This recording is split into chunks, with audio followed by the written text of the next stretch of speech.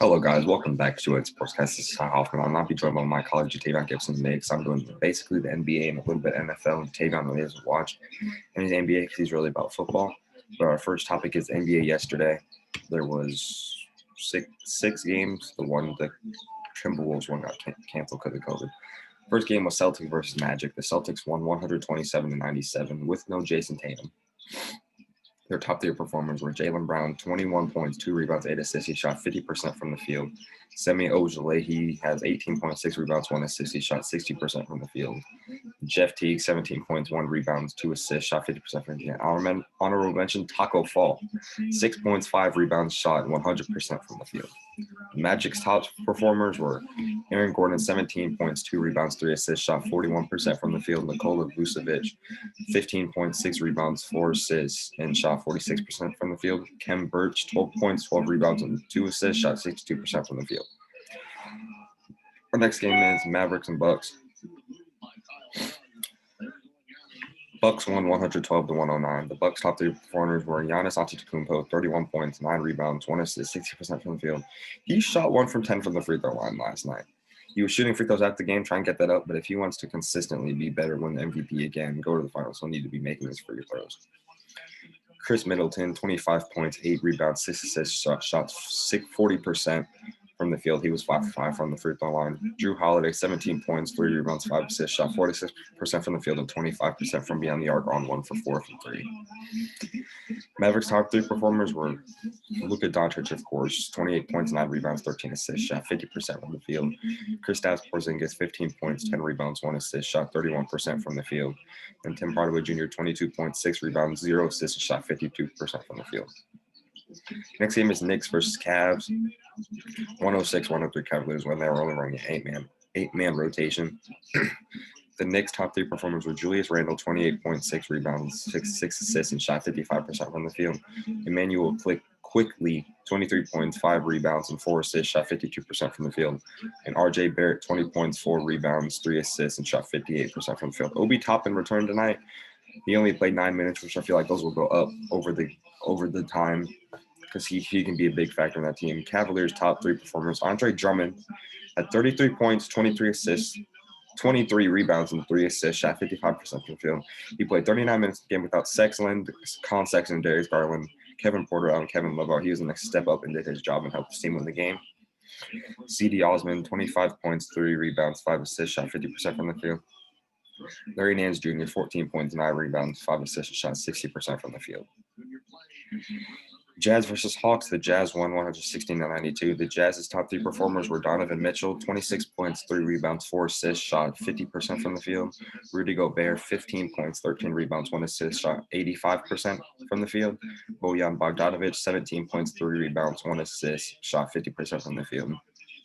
Hawks' top three performers: Cameron Reddish, 20 points, 5 rebounds, and shot 61% from the field. Clint Capella, 16 points, 11 rebounds, shot 88% from the field. DeAndre Hunter, 14 points, 2 rebounds, 1 assist, shot 46% from the field. Trae Young did not have a good game at all.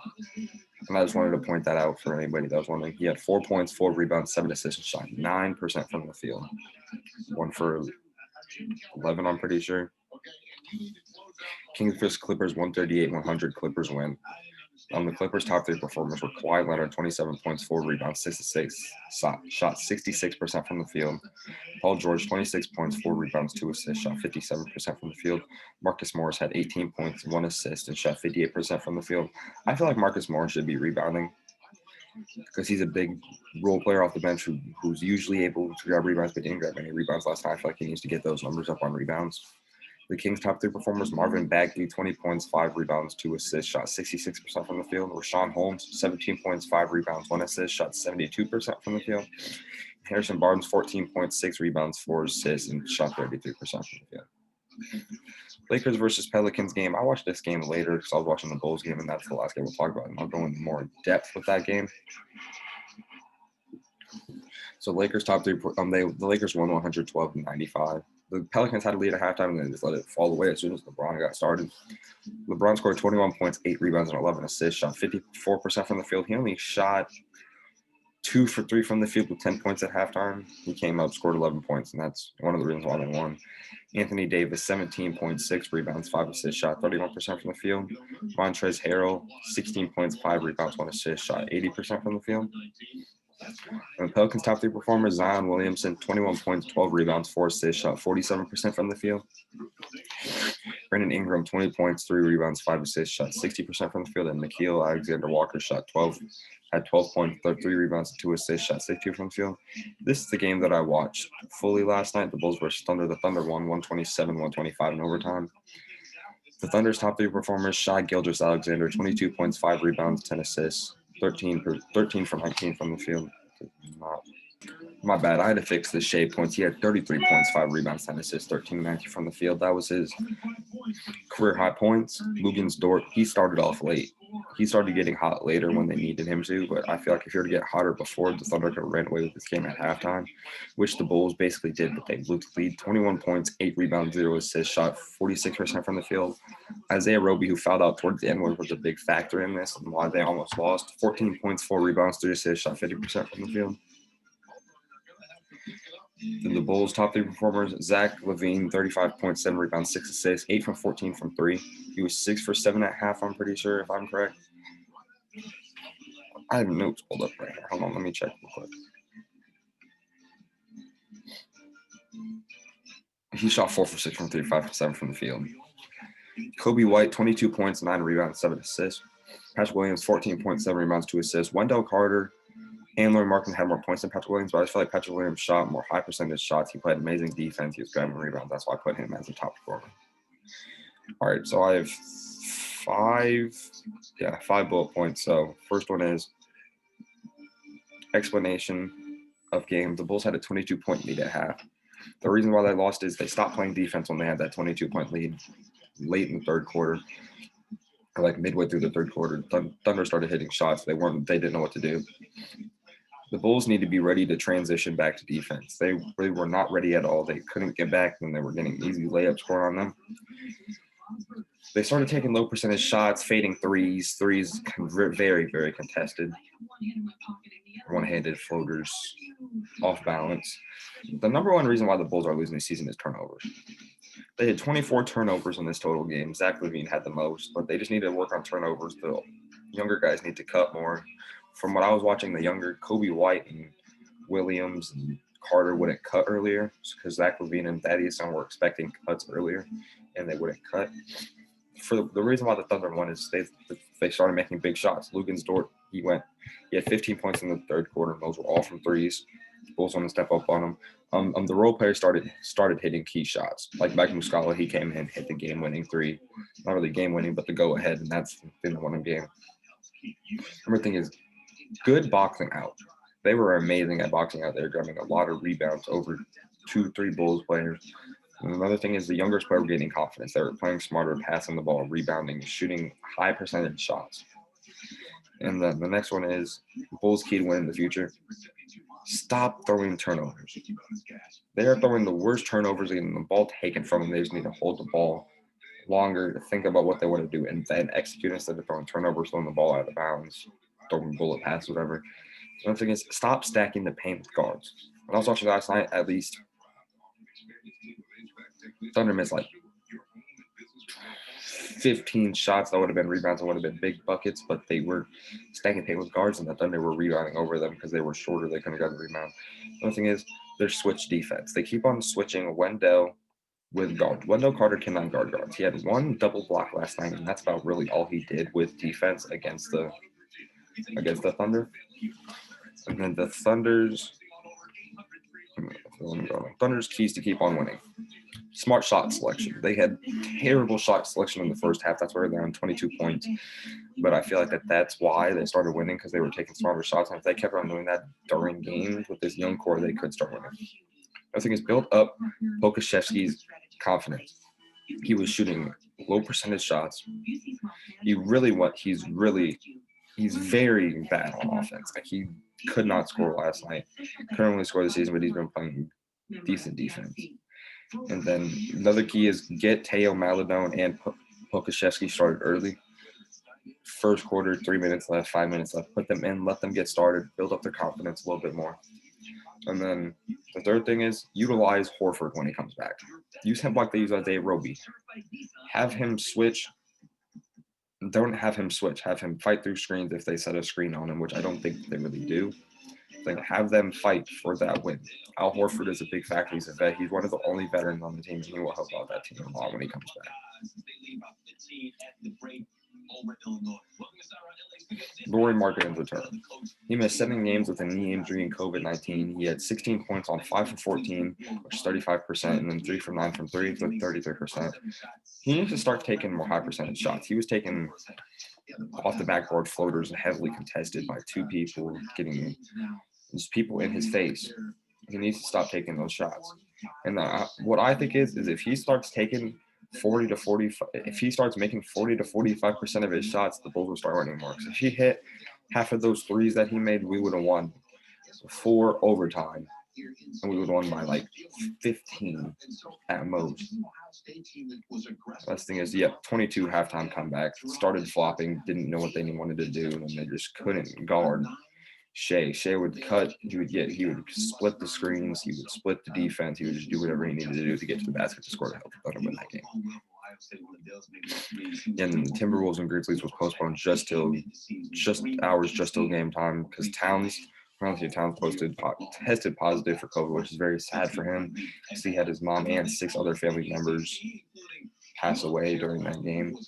Not during the game, during COVID-19. His mom died more before, and he made a remark to his nephew and niece saying that he will fight through this and he will not be in a box next to grandma, which I find very scary for him. Has 6 family members, it could be like weakening systems, whatever. So hopefully he can get back and beat it. All right, the games tonight: Rockets versus Spurs, Magic versus Nets, Hornets versus Raptors, Pistons versus Heat, 76ers versus Grizzlies, Hawks versus Trailblazers, and the Pacers versus Suns.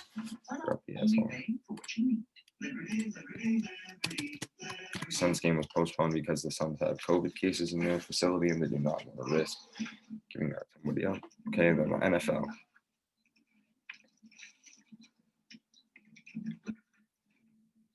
I personally have the Rams winning this game. Let me check the.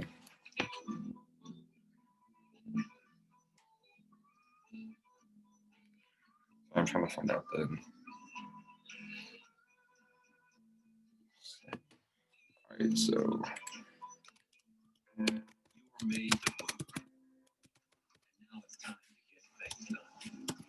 And Vegas has Green Bay winning by 7, which I just don't see.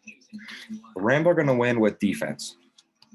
They have the number 1 scoring defense. They have the number 1 defense in the league. I feel like if the Rams play good defense against and they just don't have Devontae Adams. That's what people say. They just don't have Devontae Adams. They have small role wide receivers that can score, get touchdowns, get big catches. Key thing that I'm going to be watching tonight is Jalen Ramsey versus Devontae Adams. That's going to be a really big matchup for both of them. It depends on basically the game because Ramsey's one of the best cornerback in the league. And Devontae Adams is the best receiver in the league, so I feel like it's going to be a big matchup in that game. The Packers, if they want to win, they need to play good defense too.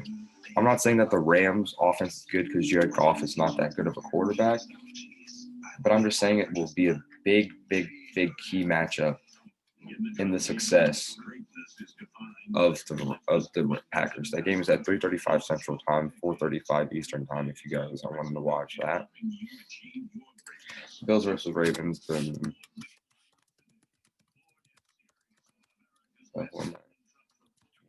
I just don't see that either. For the Vegas odds 2.5, I just don't see Buffalo only winning by 2. I see them winning by 7, 14, just not 2. The Bills will win if their offense gets started early. Stephon Diggs, Cole Beasley making catches, Dawson Knox making catches, Devin Singletary getting runs, Zach Moss getting reps in. If they can play good against the Ravens D-line, then I feel like that will be a big thing in that. The Ravens will win if their secondary plays well.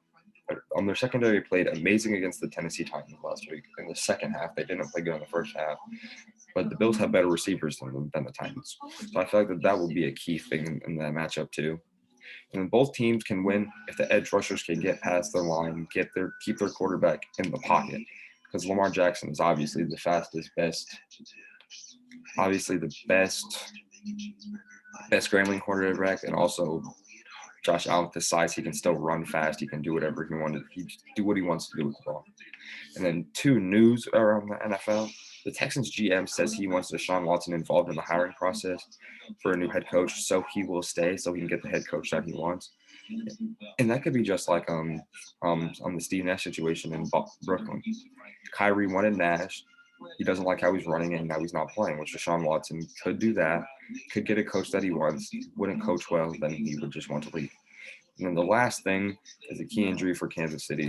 The wide receiver 14, Sammy Watkins, is out with a quadricep injury, a calf injury, and that will be a big thing. And then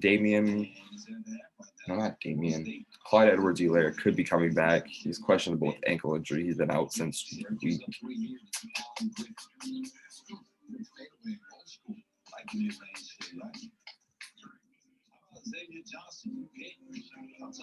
He's been absent since the Chiefs and Saints game. That's the game he got injured, which I feel like they need him, because if they want to get their run game started, I feel like he was a big key in there. Being a rookie, he was scoring as much as he did, doing what he did in that game.